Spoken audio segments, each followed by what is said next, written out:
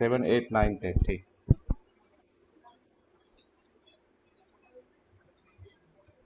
7 8 9 10। ये heat stone पे है। हीट स्टोन ब्रिज मैंने बताया था कैपेसिटर में, जैसे तुमने 6 बनाया था, जो नंबर 7 है ये भी हीट स्टोन ही है।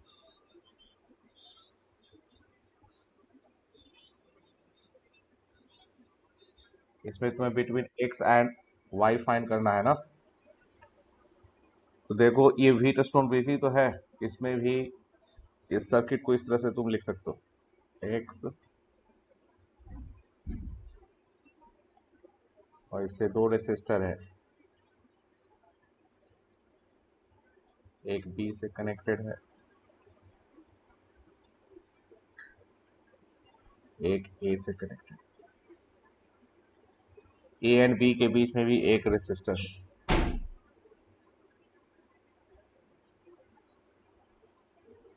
ए कनेक्टेड है सी से,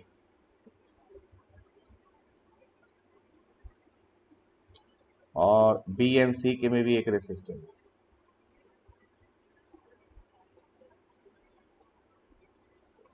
और सी जो कनेक्टेड है वाई से, ये भी हीट स्टोन ब्रिज ही है। तो इसका आंसर भी आर हो जाएगा। बीच वाले से करंट फ्लो नहीं करेगा और ये इक्विवेलेंट रेजिस्टेंस आर हो जाएगा। ठीक है, क्लियर। फिर हमारा नंबर 8। नंबर 8 भी बिल्कुल सेम है, बस उसमें देखो क्या है, एक्स एंड वाई के बीच में निकालना और एक्स और वाई के बीच में एक और रेसिस्टर लगा हुआ है। तो सेम प्रॉब्लम है, बस इसमें क्या है, तुम्हारा एक extra resistor X and Y के बीच में लगा हुआ है ऐसे।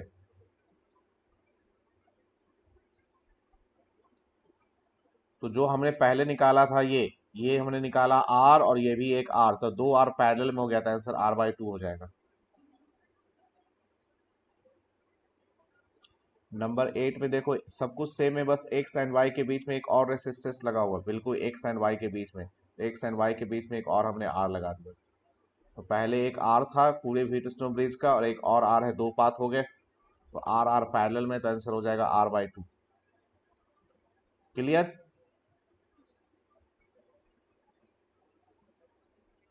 नंबर 9 तो अभी वही बता है जो अभी मैंने नंबर 8 बताया। एक व्हीटस्टोन ब्रिज है ये, और ये एक आर पैरेलल में, तो टोटल हो जाएगा R/2।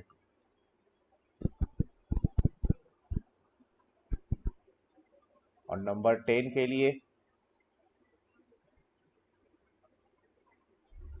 देखो नंबर 10 में क्या होगा। नंबर 10 में देखो एक्स एंड वाई के बीच में दो रेसिस्टर है, R and R. X and Y के बीच में दो रेसिस्टर आर एंड आर।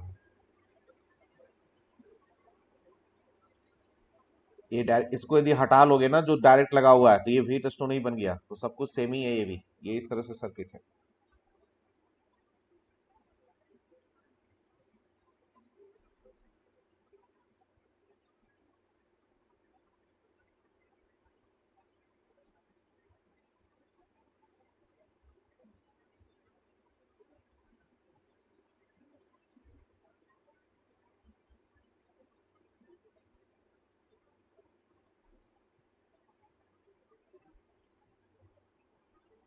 हाँ, जो दो दो बीच में आर है उसको इधर अलग से लगा दो ऐसे।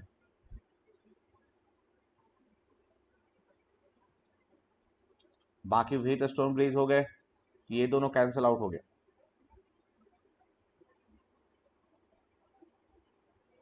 तो तुम्हारा आंसर क्या हो जाएगा, ये जो व्हीट स्टोन है इसका आर होगा, और ये आर आर सीरीज में है, तो ये बन जाएगा तुम्हारा इस तरह से।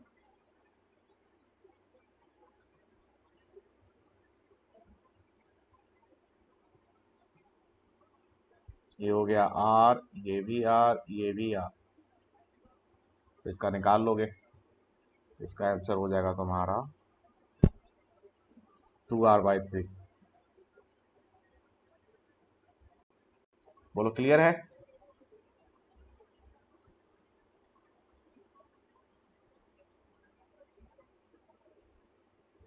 ये हो गया 7 8 9 10। एक 13 बता दूं? नहीं, 13 तक तो मैंने होमवर्क दिया। बाकी सारे बन गए 13 तक? ठीक। अब देखो नंबर 14, इस तरह के प्रॉब्लम शायद हमने कैपेसिटर में किए थे। हाँ बोलो।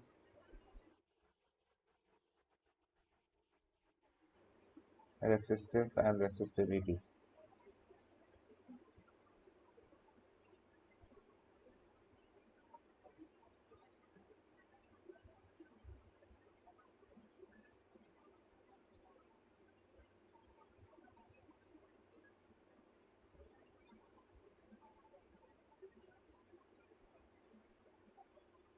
नंबर 12, ये तो बताया हुआ था मैंने उस दिन। नंबर 12, देखो डायग्राम बना हुआ है। The dimension of A block है जिसका साइड है 1 centimetre, 1 centimetre, 100 centimetre. Resistivity given है। हमें फाइंड करना resistance between opposite rectangular faces. तो हमें इसमें 6 फेस है जिसमें 2 फेस स्क्वायर है, 4 फेस रेक्टेंगुलर है। तो हमें कोई 2 अपोजिट रेक्टेंगुलर फेस लेना है ना, कोई भी 2 ले सकते हैं। तो मैंने अपने इस डायग्राम में ऊपर वाला और नीचे वाला लिया। तो इन दोनों के बीच में निकालना, मतलब करंट एक से दूसरे फेस में जाएगा, तो करंट जिस डायरेक्शन में फ्लो करता है उस डायरेक्शन में जो डिस्टेंस है उसे लेंथ लेते हैं, और उसके परपेंडिकुलर जो सरफेस है उसका एरिया एरिया होता है। तो उस केस में देखो लेंथ जो है वो 1 सेंटीमीटर हो जाएगा और एरिया हो जाएगा 1 सेंटीमीटर इंटू 100 सेंटीमीटर। फिर फॉर्मूला में पुट कर दोगे, बन जाएगा।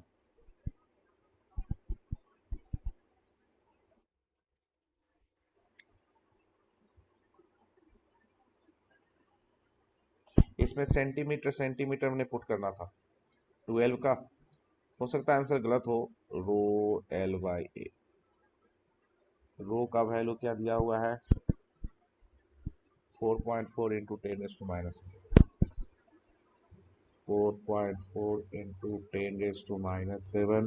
लेंथ है 1 centimetre, area 1 centimetre into 100 centimetre. ये कट गया और ये 1 हो गया, तो आंसर ये आ जाएगा 4.4 इंटू 10⁻⁷ ही रहेगा। आंसर ए होगा। 12 का डी आ गया लिखा हुआ है, गलत है। आंसर गलत लिखा हुआ है, आंसर ए होगा।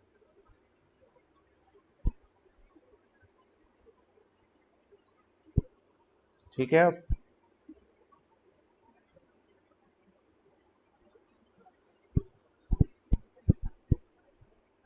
इसका आंसर ए ही होगा, डी नहीं होगा।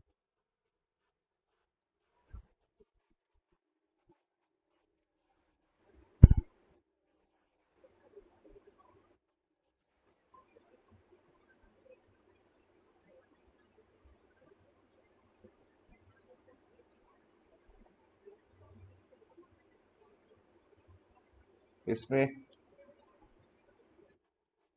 write the relation between current and rate velocity of a electron in conductor. Use this relation to explain how resistance of conductor changes with the rise in temperature.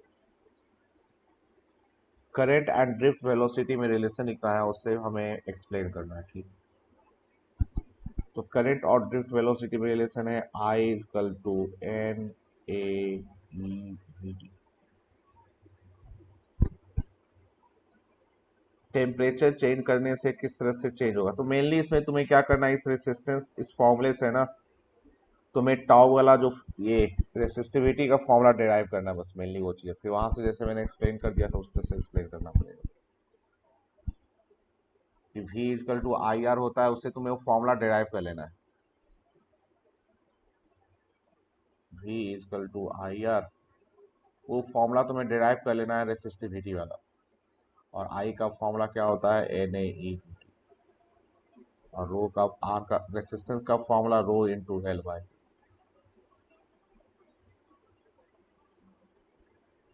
L cancel हो गया।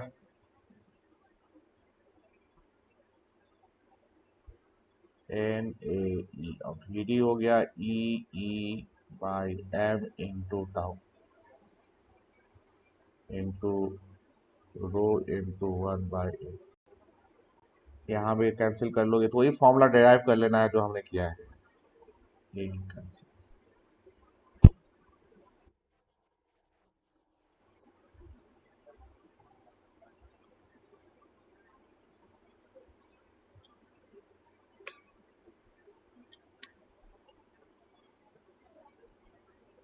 M by N square.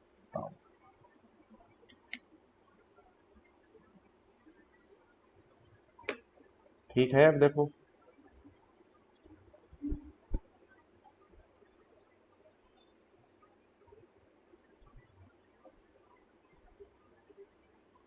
तो ये जो formula था इसे ही derive कर लेना resistivity का, फिर उसे एक्सप्लेन कर देना कि टेम्परेचर इंक्रीज करेगा तो स्पीड इंक्रीज होगा इलेक्ट्रॉन का, जिससे कि रिलैक्सेशन टाइम डिक्रीज होगा और रेसिस्टिविटी इंक्रीज होगा।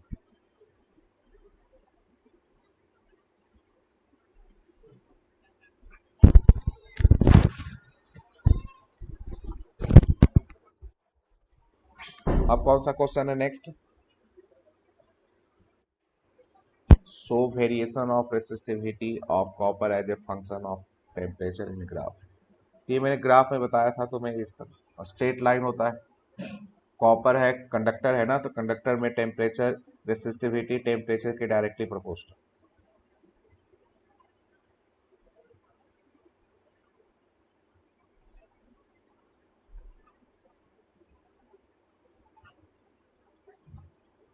इसमें ऐसा हो जाएगा, रेसिस्टिविटी का फॉर्मूला होता है रो नॉट इंटू 1 + अल्फा थीटा।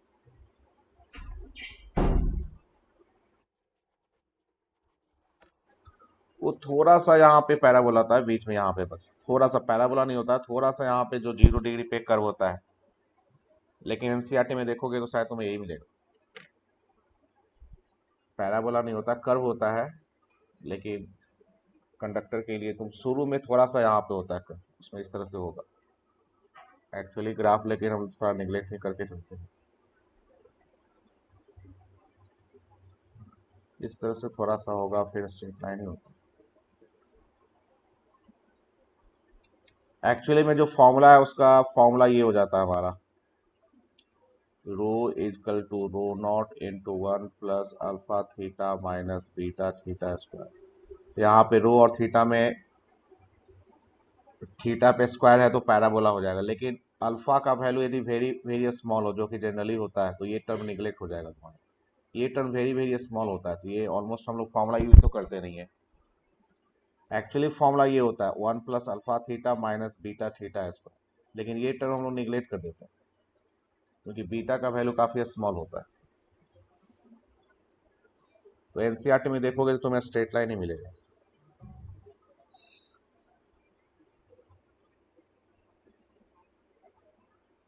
यदि पैराबोला होगा तो फिर हम ये वाला इक्वेशन लिख ही नहीं पाएंगे ना फिर, तो जब हम इस इक्वेशन का यूज करते हैं तो हमें फिर स्ट्रेट लाइन का ही ग्राफ बनाए।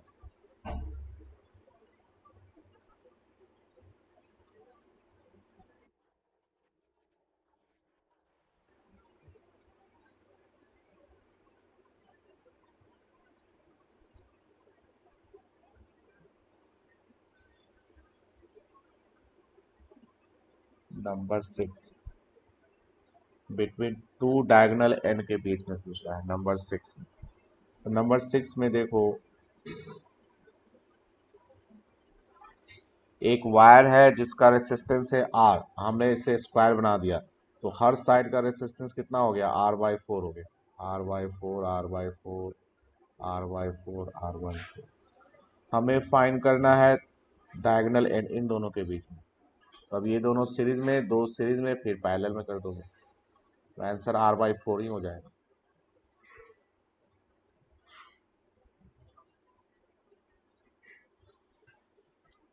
एक वायर का रेसिस्टेंस, उससे हमने स्क्वायर बना दिया, तो हर साइड का रेसिस्टेंस हो गया R/4। ठीक है, क्लियर? R/4 6 का डी होगा, आंसर गलत लिखा हुआ है इसमें, इसका आंसर डी, इसका आंसर डी होगा।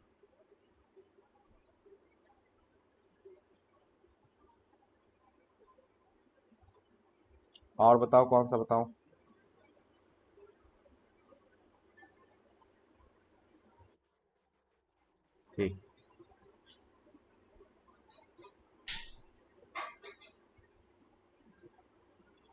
देखो 13 तक हमारा कंप्लीट हो गया। नंबर 14 जो है वो इन्फिनिटी वाला इनफाइनाइट नेटवर्क है। तो इस तरह की प्रॉब्लम को कैसे बनाते हैं देखो मैं बताता हूँ। एक दूसरा प्रॉब्लम, तुम इसको कर लेना।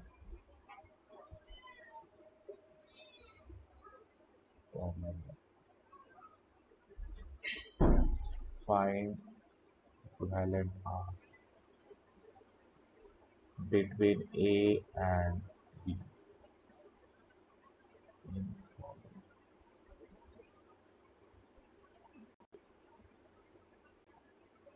क्वेश्चन।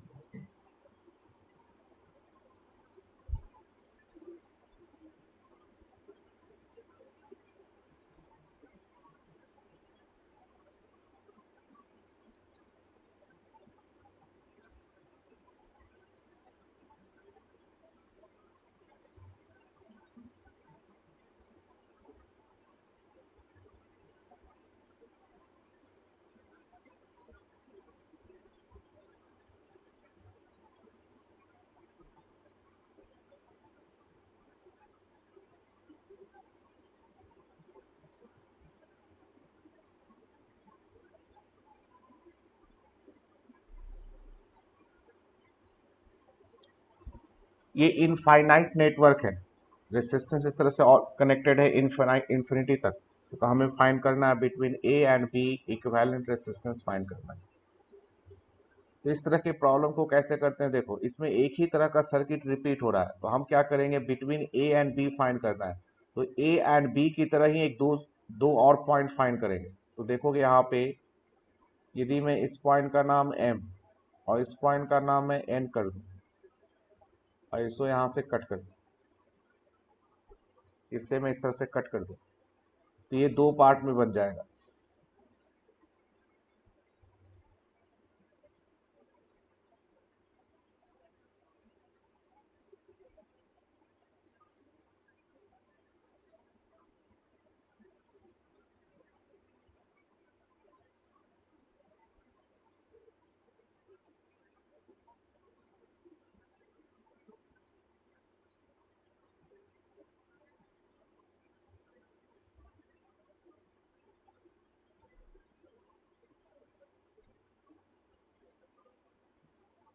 हो जाएगा ये इस तरह से। इसमें मैं एम और एन पे कट कर दूं, तो देखो ये हमारा है ए, ये है बी, ये मैं हम यहाँ पे कट किया है एम एन, ये भी है एम एन, और सारे रेसिस्टर आर है ये।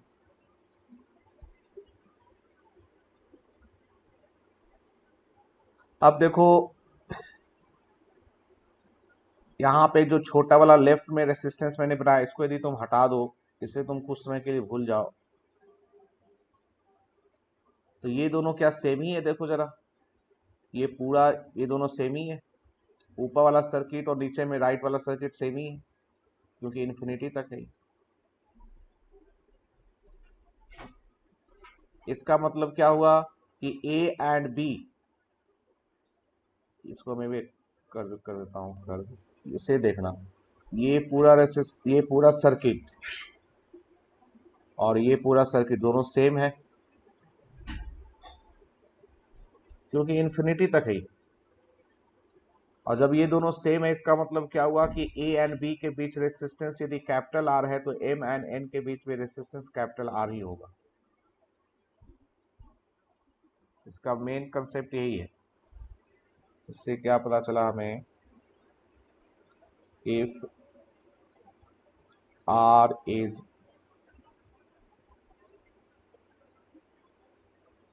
Equivalent resistance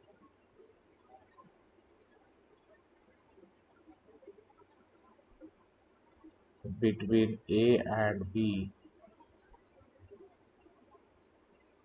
then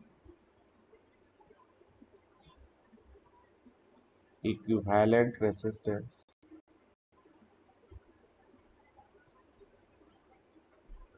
between M and N will be also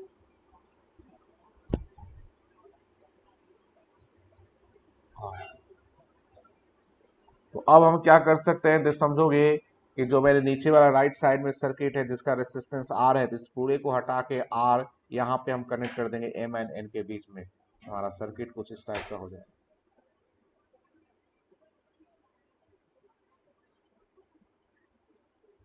ये एम और एन के बीच में इक्विवेलेंट रेसिस्टेंस आर है, यहाँ पे हम सिर्फ एक रेसिस्टर लगा देंगे कैपिटल आर का। ये कैपिटल आर होगा, ये है ए और ये है बी, ये आर ये आर। ये समझ में आया बताओ?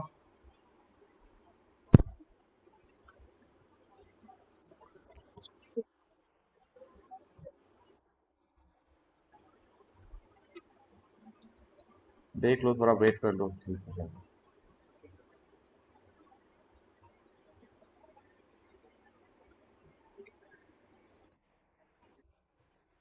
ठीक है, तो देखो एम ए एंड बी के बीच इक्विवेलेंट रेसिस्टेंस है कैपिटल आर, तो एम एंड एन के बीच भी इक्विवेलेंट रेसिस्टेंस कैपिटल आर, तो यहाँ पे हमने कैपिटल आर लगा दिया। अब बस इसको हम सॉल्व कर डालेंगे कैसे। अब देखो यहाँ पे ये दोनों किस में है, पैरेलल में, तो इन दोनों को करोगे सॉल्व तो ये क्या बन जाएगा,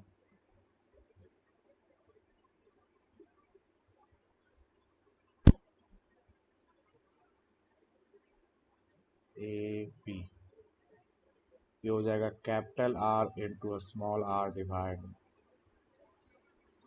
अब ये दोनों सीरीज में और इक्विवेलेंट रेसिस्टेंस कितना है हमारा, कैपिटल आर है, तो हमारा इक्वेशन क्या लिखेंगे, capital R is equal to small R plus, ये हो जाएगा। अब इसे सॉल्व कर डालो, तो यहाँ पे क्या करो तुम, एलसीएम ले लो सबसे, यहाँ पे एलसीएम ले लो तो ये हो जाएगा R into R plus R square plus cap R into R divide by R plus R, cross multiplication कर दो, तो R square plus R into R, two R R plus R square. हमें निकालना है कैपिटल आर का value, हमें निकालना है कैपिटल आर का वैल्यू। ये हो गया capital R square minus R into capital R minus R square equal to 0। तो कैपिटल आर का फॉर्मूला पुट कर दो, minus B plus minus under root B square minus 4ac divide by 2a, 2 into 1। ये solve करोगे तो under root 5r होगा, minus लोगे तो निगेटिव आ जाएगा, तो फाइनल आंसर आ जाएगा 1 प्लस अंडर रूट 5/2।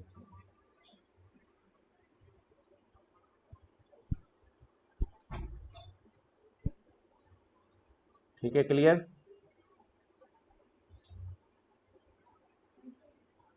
तो इस तरह से तुम्हें इसे सॉल्व करना पड़ेगा, थोड़ा सा ये कैलकुलेटिव है।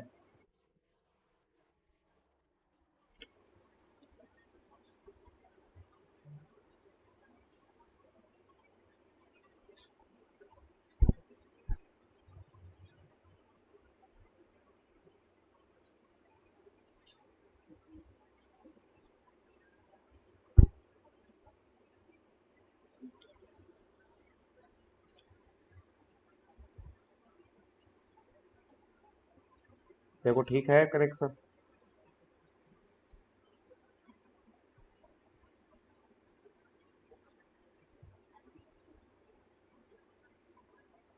अब सही आ रहा है?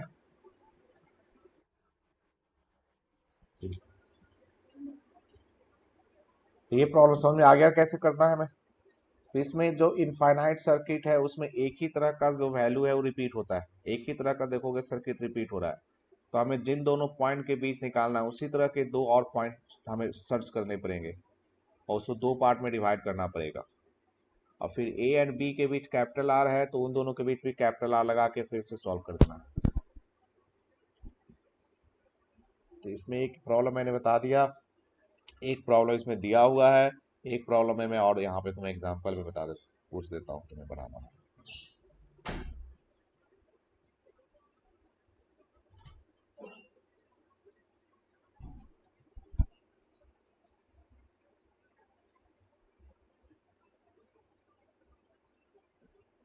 Find R equivalent between A and,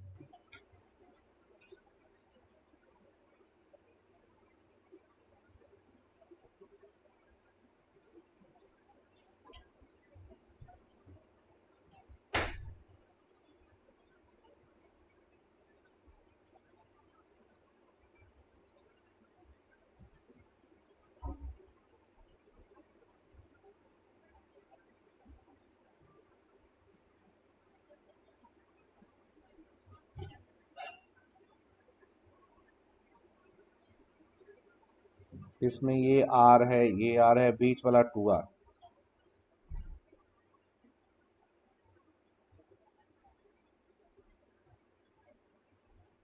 तुम्हें ए एंड बी के बीच फाइंड करना है इक्विवेलेंट रेसिस्टेंस का।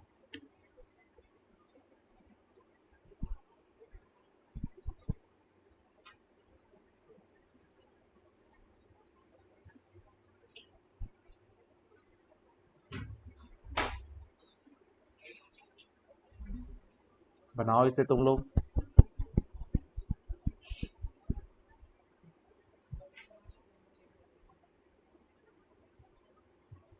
तो ए एंड बी के बीच हमें फाइंड करना है, तो उसी तरह का दो पॉइंट हमें देखना होगा,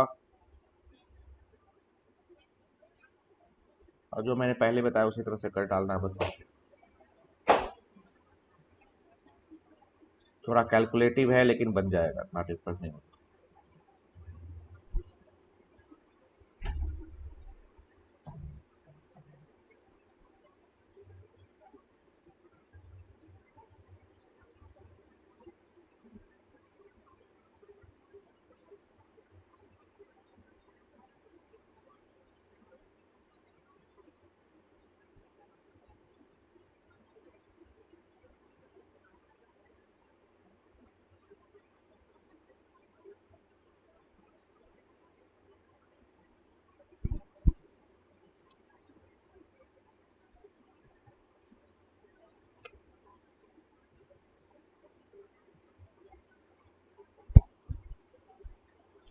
इसमें भी जो दो पॉइंट लोगे वो यही दोनों पॉइंट आएगा, तो इसको दो पार्ट में यहीं से कट कर दो।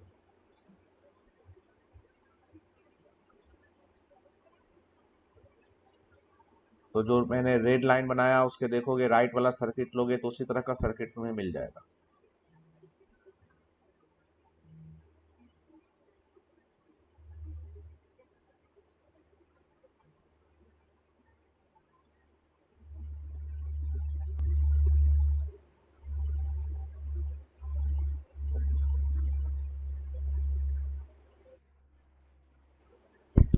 ये बात समझ में आया कि देखो जो रेड लाइन मैंने बनाया उसके राइट वाला सर्किट देखोगे तो वही सर्किट मिलेगा जो पहले था। तो बस ए एंड बी के बीच कैपिटल आर हमें लेना है, तो उसके बाद हम क्या करेंगे,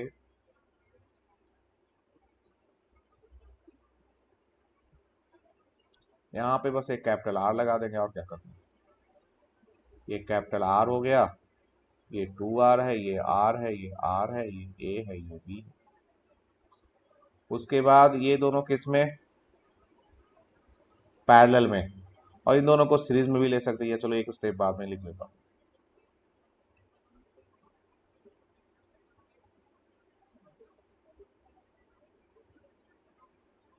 ये आर, ये भी आर, और ये हो गया two R R divide by R plus two. फिर ये तीनों सीरीज में हो गया और टोटल आर है, तो तुम्हारा कैपिटल आर इजकल टू हो गया R plus two R divide by R plus to.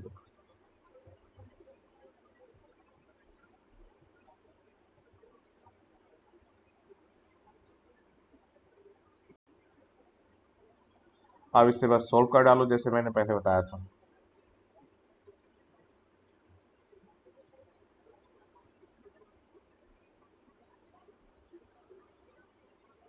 एक सॉल्व करने का तरीका ये भी हो सकता है कि 2r को इधर ले आओ, तो r minus 2r equal to 2r divide by r plus 2r।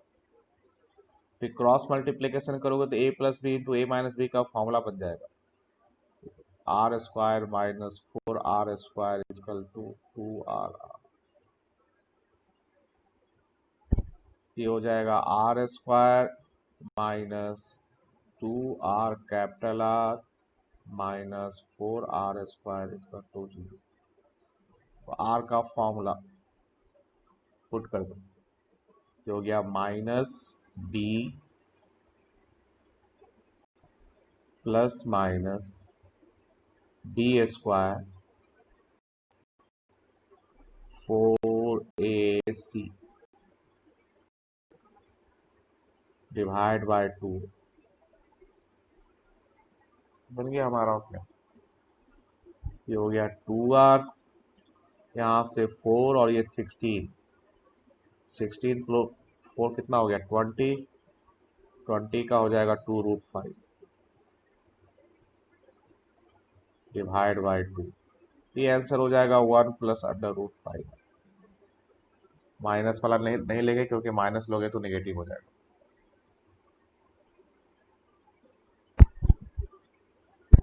ठीक है, क्लियर है।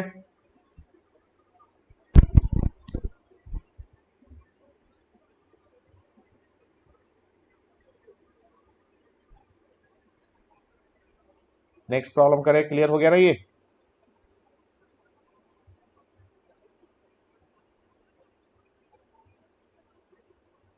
तो ये मैंने तुम्हें इन्फिनिटी वाला बता दिया।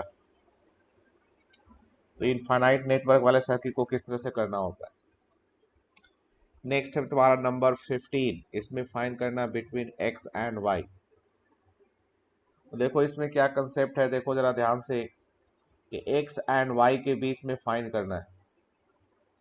तो जब तुम x एंड y के बीच में बैटरी कनेक्ट करोगे, जैसे मैं मान लो यहाँ पे बैटरी कनेक्ट कर दूं,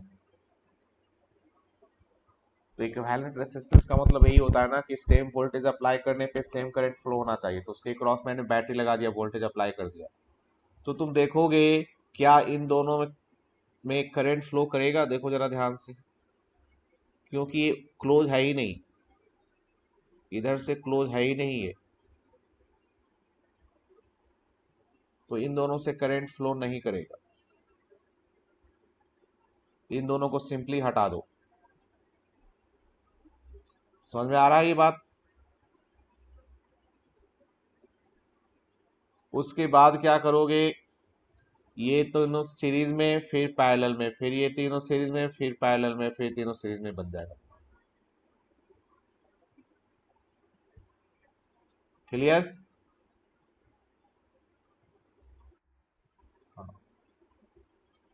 नंबर 16, नंबर 16 के लिए मैं एक प्रॉब्लम बता देता हूँ। ओके, तो यहाँ पे मैंने नंबर 16 बताना था ना मुझे, उसके लिए भी मैं एक प्रॉब्लम बता देता हूँ जिससे तुम्हारा वो बन जाएगा।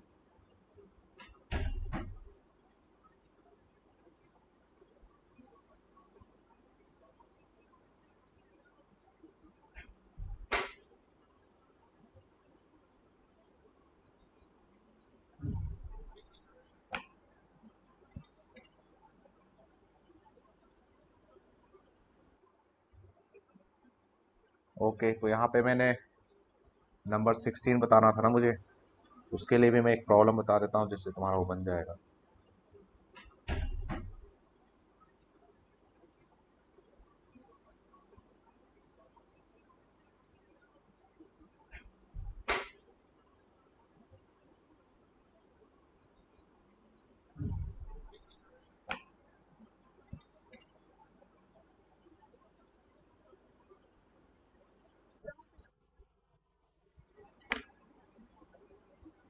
ये वाले,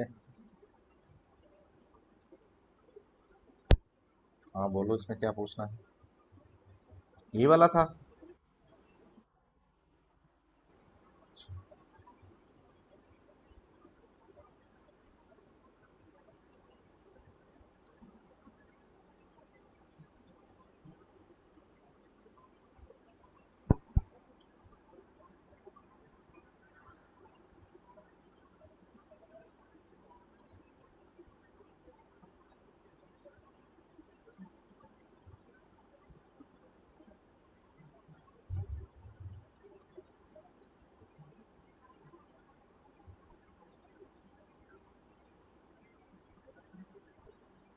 इसमें तुम्हें ए एंड बी के बीच फाइंड करना है equivalent resistance.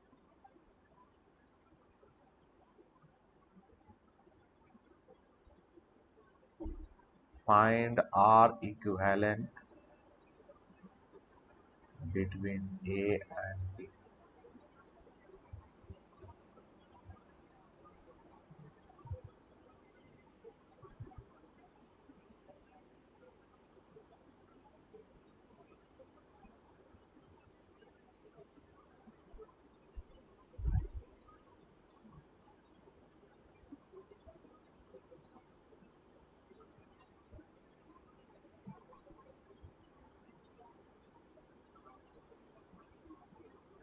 Are equivalent between A and B.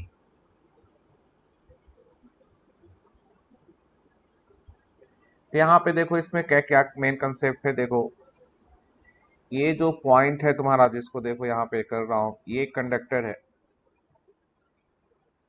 यहाँ पे कोई रेसिस्टेंस नहीं है। तो जब कोई रेसिस्टेंस नहीं है तो हर पॉइंट पे पोटेंशियल सेम होगा। कैसे समझोगे कि देखो V इजकल टू होता है आई आर।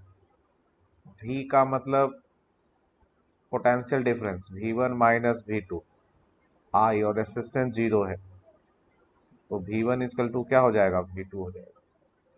यदि रेसिस्टेंस जीरो हो तो हर पॉइंट पे पोटेंशियल सेम होगा।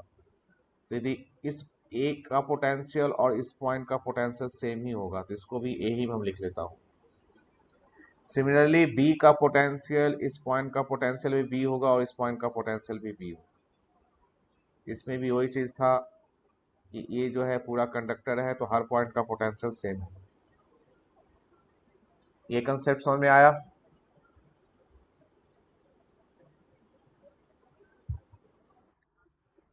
अब देखो जो स्मॉल आर है, स्मॉल आर यहाँ पे, ये क्या ए एंड बी के बीच में कनेक्टेड है। इसके cross voltage V A minus V B होगा। जो 2R है ये भी ए एंड बी के बीच में कनेक्टेड है, इसके क्रॉस भी voltage V A minus V B होगा। और ये आर भी देखो ए एंड बी के बीच में कनेक्टेड है, इसके बीच भी वोल्टेज ए एंड बी होगा। तो तीनों के क्रॉस जो वोल्टेज है वो सेम है। इसका मतलब ये तीनों क्या है, पैरेलल में। यहाँ पे मैं इसको लिख देता हूँ,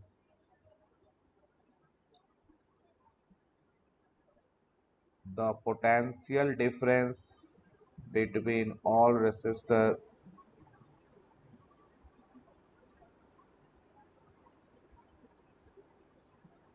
are same, so they are in parallel।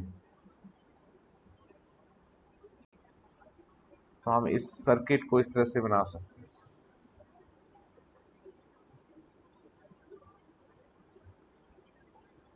तीनों ए एंड बी के बीच में ही है तो बस इस तरह से इसको कंसीडर कर लो। ये आर, ये 2R, ये आर। 1/r का आंसर क्या हो गया, 1/r plus 1/2R plus 1/,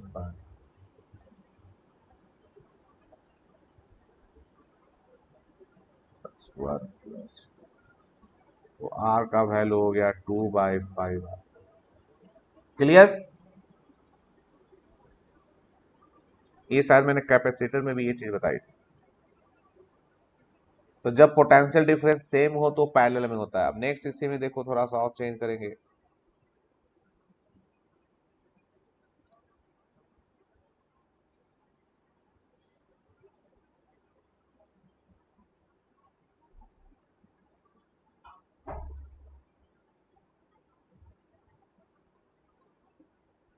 A B इस तरह से कर दिया, आर आर। इसमें तुम्हें फाइंड करना है ए एंड बी के बीच इक्विवेलेंट रेसिस्टेंस। तो इसमें भी देखो ये बी है तो ये बी हो गया और ये भी क्या हो गया, बी हो गया। तो आर के दोनों एंड का पोटेंशियल सेम है, दोनों एंड बी से ही कनेक्टेड है। तो इसके लिए तुम्हारा V equal to I R हो गया। तो V का वैल्यू ही जीरो हो गया क्योंकि पोटेंशियल डिफरेंस जीरो है। इसका मतलब आर का वैल्यू 0 हो गया, आई का वैल्यू 0 हो गया, करंट का वैल्यू 0 हो गया। तो इस केस में क्या होगा कि इससे करंट फ्लो नहीं करेगा, इसको बोलते हैं शॉर्ट सर्किट हो जाना। जब किसी रेसिस्टर के दोनों एंड का पोटेंशियल सेम हो जाए तो उससे करंट फ्लो नहीं करेगा, क्योंकि V 0 हो गया तो करंट 0 हो गया। तो करंट कैसे फ्लो करेगा? यदि मैं इसको पॉजिटिव और इधर नेगेटिव से कनेक्ट करूं तो करंट ऐसे जाएगा, इधर जाएगा, इधर जाएगा और फिर इधर से चला जाएगा। ये समझ में आया बदलो?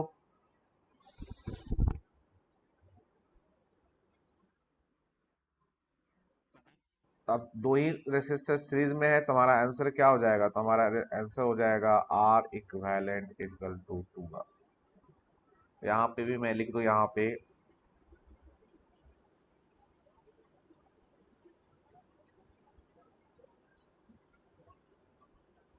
if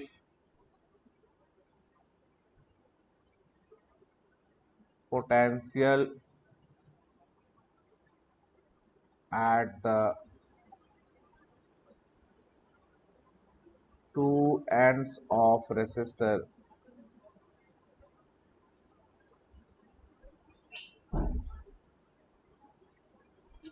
are same, if the potential at the two ends of resistor are same, then current will not flow through.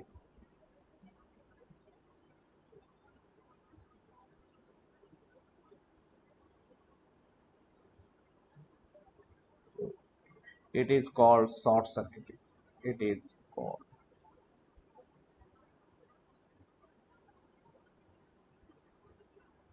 Short circuit. Clear?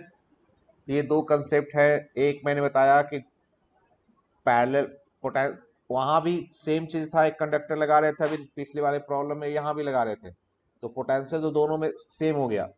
लेकिन जो नेक्स्ट प्रॉब्लम जो हमने किया था उसमें एक ही रेसिस्टर के दोनों एंड का पोटेंशियल सेम हो गया, तो उससे करंट ही नहीं फ्लो करेगा। तो एक तो शॉर्ट सर्किट का कंसेप्ट हो गया, दूसरा कि कंडक्टर को किसी कहीं। ओके, तो यहाँ पे मैंने नंबर 16 बताना था ना मुझे, उसके लिए भी मैं एक प्रॉब्लम बता देता हूँ जिससे तुम्हारा वो बन जाएगा।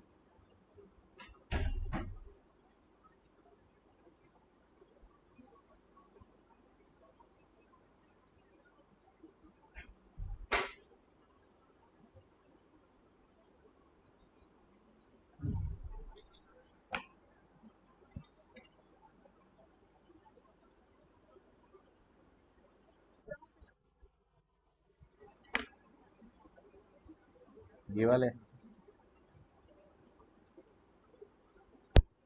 हाँ बोलो इसमें क्या पूछना है। ये वाला था।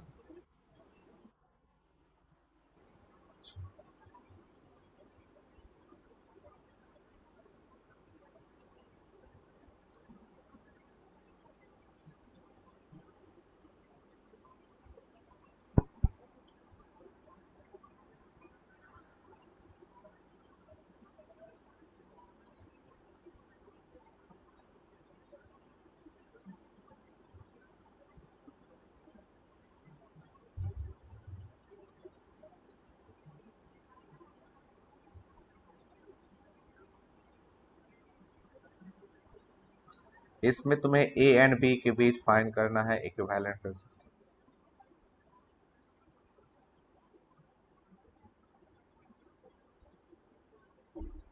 Find R equivalent between A and B.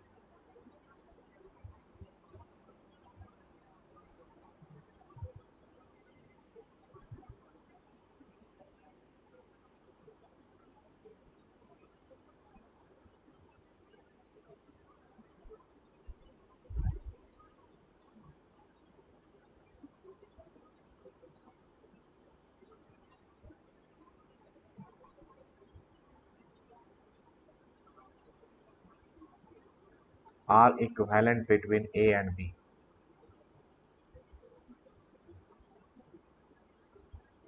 तो यहाँ पे देखो इसमें क्या क्या मेन कंसेप्ट है, देखो ये जो पॉइंट है तुम्हारा, जिसको देखो यहाँ पे कर रहा हूं, ये कंडक्टर है, यहाँ पे कोई रेसिस्टेंस नहीं है। तो जब कोई रेसिस्टेंस नहीं है तो हर पॉइंट पे पोटेंशियल सेम होगा। कैसे समझोगे? ये देखो V इक्वल टू होता है आई आर। V का मतलब potential difference V1 minus V2 आई, और रेसिस्टेंस जीरो है, तो V1 इक्वल टू क्या हो जाएगा? V2 हो जाएगा। यदि रेसिस्टेंस जीरो हो तो हर पॉइंट पे पोटेंशियल सेम होगा। तो यदि इस एक का पोटेंशियल और इस पॉइंट का पोटेंशियल सेम ही होगा तो इसको भी ए ही हम लिख लेता हूँ। सिमिलरली बी का पोटेंशियल, इस पॉइंट का पोटेंशियल भी बी होगा और इस पॉइंट का पोटेंशियल भी बी होगा। इसमें भी वही चीज था कि ये जो है पूरा कंडक्टर है तो हर पॉइंट का पोटेंशियल सेम होगा। ये कंसेप्ट समझ में आया?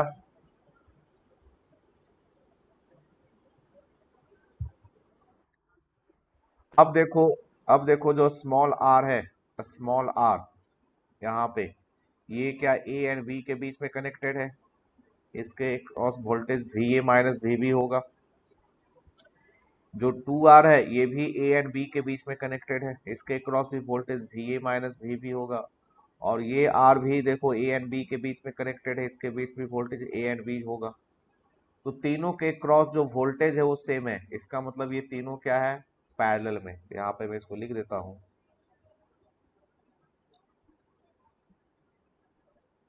The potential difference between all resistor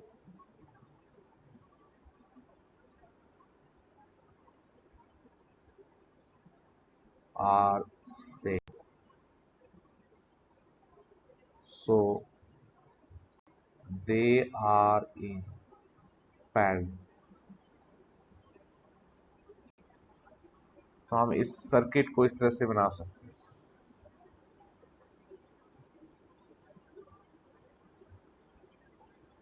तीनों ए एंड बी के बीच में ही है तो बस इस तरह से इसको कंसीडर कर लो।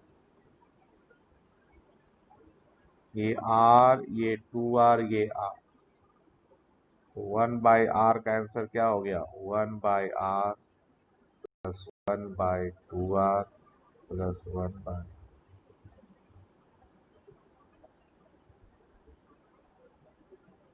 वन प्लस, तो R का वैल्यू हो गया 2/5R। क्लियर? ये शायद मैंने कैपेसिटर में भी ये चीज बताई थी। तो जब पोटेंशियल डिफरेंस सेम हो तो पैरेलल में होता है। अब नेक्स्ट इसी में देखो, थोड़ा सा और चेंज करेंगे।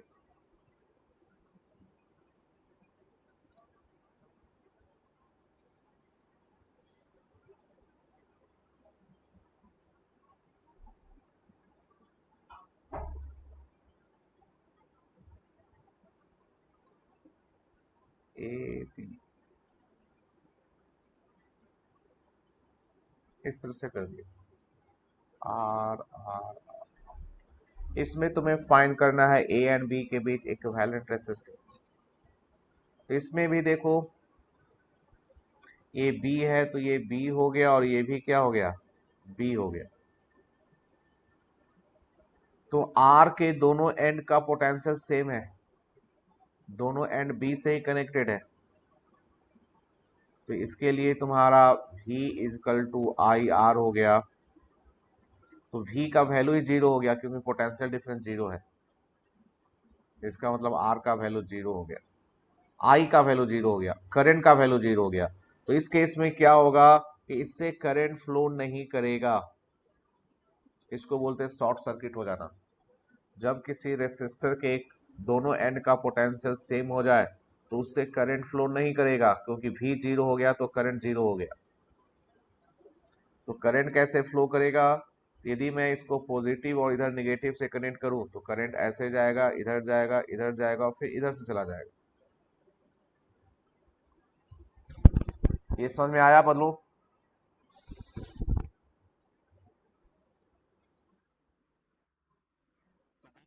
अब दो ही रेसिस्टर सीरीज में है तो हमारा आंसर क्या हो जाएगा? तो हमारा आंसर हो जाएगा are equivalent equal to 2R।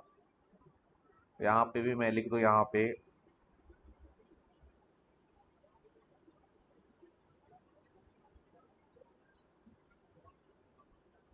if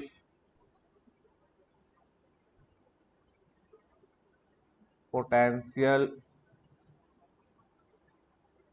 at the two ends of resistor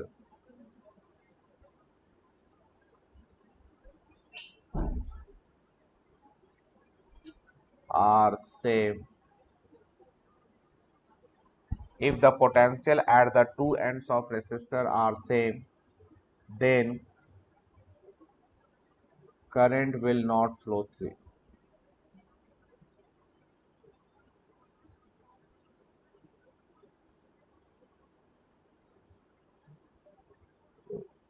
It is called short circuit. It is called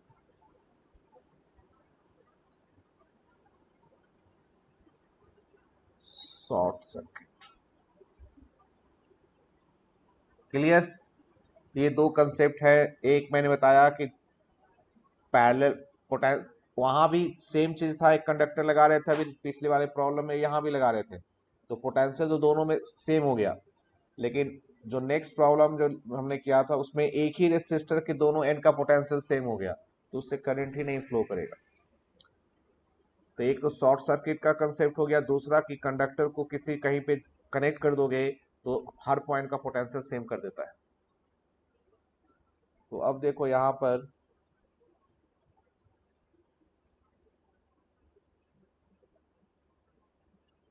जो हम प्रॉब्लम है हमारा नंबर 16, हमें between X and Y find करना है।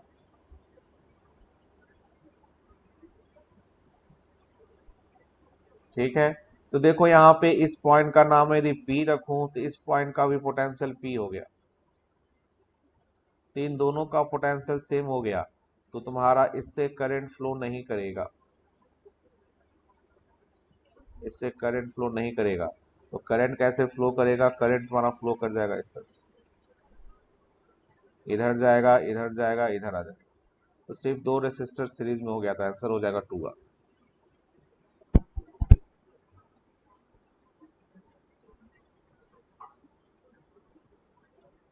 आई बात समझ में?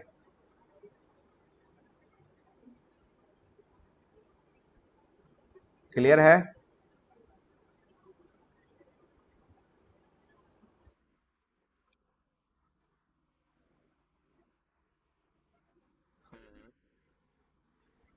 पी देखो ना, ऊपर में जो पी और नीचे भी दोनों पी है ना, क्योंकि कंडक्टर हमने कनेक्ट कर रखा है वहां पे, तो दोनों एंड का पोटेंशियल सेम हो गया। देखो मैं राइट वाला सिर्फ फिगर जो ग्रीन वाला से मैंने कर्व किया है, सिर्फ उसको मैं बनाऊं फिर से। देखो जो मैंने ग्रीन से सर्कल किया है उसको मैं सिर्फ बनाऊं फिर से, तो क्या बनेगा? ये बनेगा हमारा।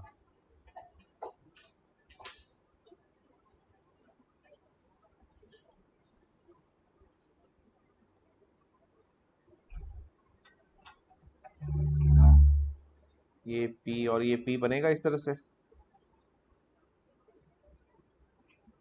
जो मैंने ग्रीन से सर्कल किया है, क्या वो यही डायग्राम है? अब दोनों पॉइंट पी पी ही है, तो दोनों के क्रॉस पोटेंशियल सेम है, तो क्या इससे करंट फ्लो करेगा? नहीं करेगा ना, इसलिए हमने उसे हटा दिया पूरा। मैंने एक ही बार में हटा दिया, तो मैं हम ऐसा कर सकते थे वन बाय वन, कि पहले मैं इसको हटाता कि ये तो चलो किसी से कनेक्टेड ही नहीं है, तो पहले इसको हटा दो, फिर इन दोनों को हटाता क्योंकि इन दोनों का पोटेंशियल सेम है, तो फिर मैं इससे करंट नहीं फ्लो करता, फिर इसको हटाता, फिर इसको हटाता। मैंने एक ही बार में हटा दिया कि ये हाँ भी पोटेंशियल सेम है, तो किसी से भी करंट फ्लो नहीं होगा। अब समझ में आ गया? 17 तो इजी है, 18 भी बन जाएगा, कुछ नहीं है। 19 में शॉर्ट सर्किट का है। 19 जरा बना के देखो, 19 नंबर 19 बनाओ।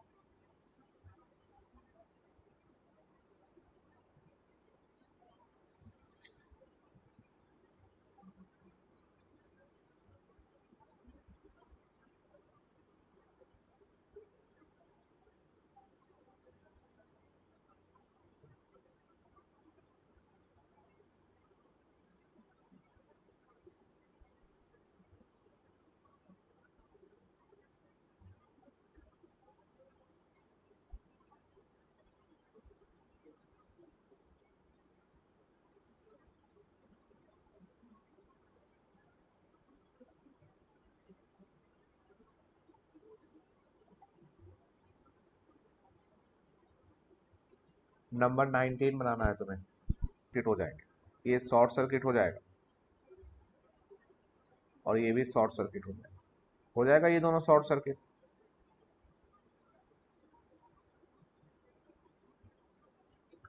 और ये जो तीनों है ये तीनों पैरेलल में।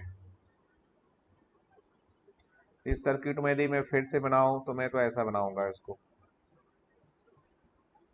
यहाँ पे एक 10 ओम हो गया, एक 20 हो गया, यहाँ पे तीन पैरेलल में है तो एक हो गया और एक 20 हो गया।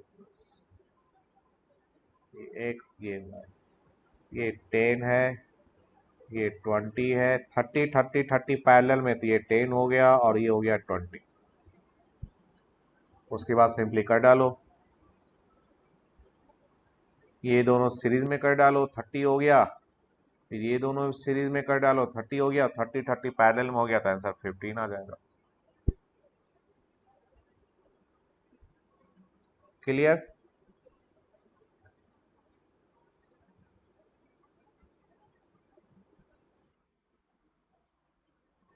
यहाँ पे देखो, ये जो 10 ओम है क्या उसके दोनों एंड का पोटेंशियल सेम है? क्या ये कंडक्टर से कनेक्टेड है?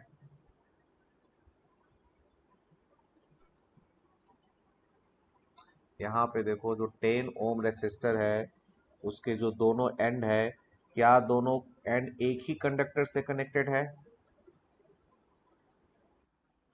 तो एक ही कंडक्टर से कनेक्टेड है तो इसका मतलब दोनों का पोटेंशियल सेम है। तो जब पोटेंशियल डिफरेंस जीरो है तो उससे करंट नहीं फ्लो करेगा रेसिस्टर से, क्योंकि फॉर्मूला होता है V equal to I R. तो जब V का वैल्यू जीरो हो गया तो I का वैल्यू जीरो हो गया, तो रेसिस्टर से करंट फ्लो नहीं करेगा। तुम इसको, ठीक है, तुम इसको ऐसे समझ सकते हो कि यहाँ से रास्ता, यहाँ से दो रास्ते हमारे पास डिवाइड हो गए। रेसिस्टेंस का मतलब कि इसमें बहुत सारी भीड़ है, इसमें बहुत सारा कंजस्टेड है और ये रास्ता बिल्कुल क्लियर है, तो लोग किससे जाएंगे? जिसमें रास्ता क्लियर उससे जाएगा, जो जिसमें रेसिस्टेंस उसमें क्यों जाएगा? तो उसी तरह से यहाँ से जब करंट आ रहा है तो इसके पास दो पाथ है, एक पाथ में रेसिस्टेंस है, दूसरा जो पाथ है इसमें रेसिस्टेंस है नहीं, ये कंडक्टर है, इसमें रेसिस्टेंस है नहीं, तो सारा करंट उससे फ्लो कर जाएगा जिसमें कंडक्टर रेसिस्टेंस नहीं है।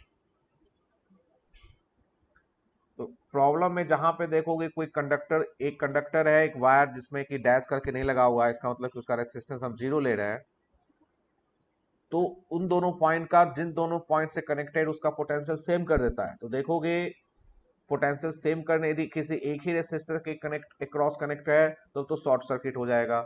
या मेन चीज है कि वो पोटेंशियल सेम करता है, इसलिए मैंने एक प्रॉब्लम और बनाया था जिसमें कि पोटेंशियल सेम करके वो पैरेलल में कर देता था। जो मैंने यहाँ पे एक प्रॉब्लम बताया था उसमें भी पोटेंशियल सेम कर रहा था पर एक रेसिस्टर के क्रॉस नहीं था, ये जो मैंने बताया था देखो, इसमें भी वही हो रहा था। ए, तो ये भी ए हो गया, फिर ये बी है तो ये भी बी हो गया। इसमें तीनों रेसिस्टर के क्रॉस आर जो है, फर्स्ट लेफ्ट वाला आर उसके एक एंड का पोटेंशियल ए, दूसरे का बी है।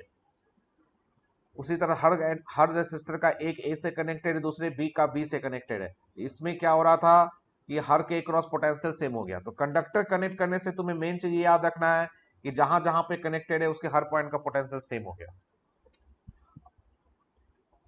आई बात समझ में?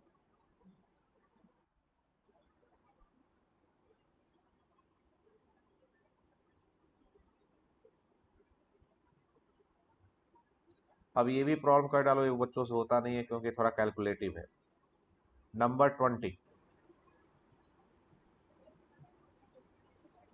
है तो इजी क्वेश्चन लेकिन कैलकुलेटिव है, तो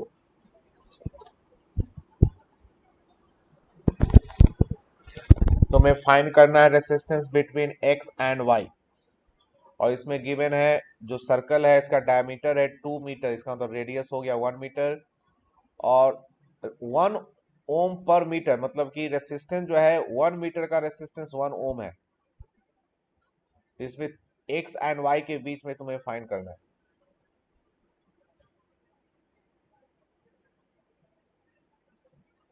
तुम्हें फाइंड करना है बिटवीन एक्स एंड वाई।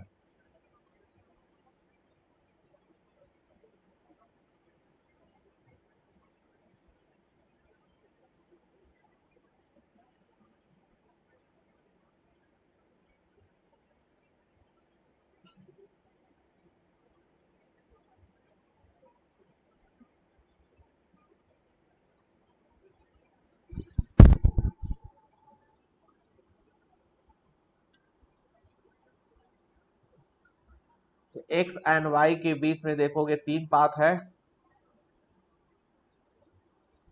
1 2 3, ये तीनों पैरेलल में, तीनों का लेंथ अलग अलग है, फर्स्ट एंड थर्ड वाले का तो सेम है, तो रेसिस्टेंस अलग अलग होगा, फिर पैरेलल में कनेक्ट कर दो। और रेसिस्टेंस गिवन है 1 ओम पर मीटर, 1 मीटर का रेसिस्टेंस 1 ओम।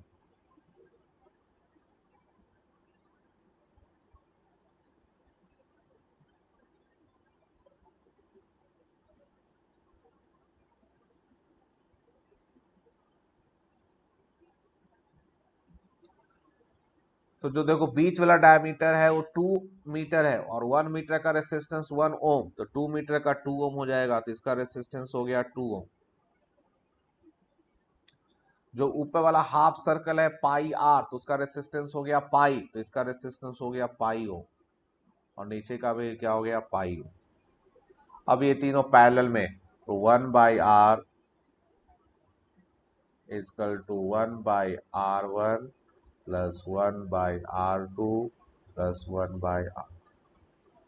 इसमें पहले एलसीएम ले लेना, फिर पाई का वैल्यू पुट कर देना, तो आंसर टी आ जाएगा 0.88 आ जाएगा।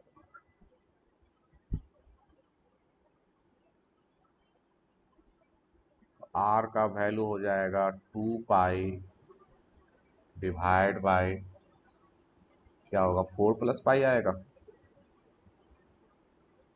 4 प्लस पाई।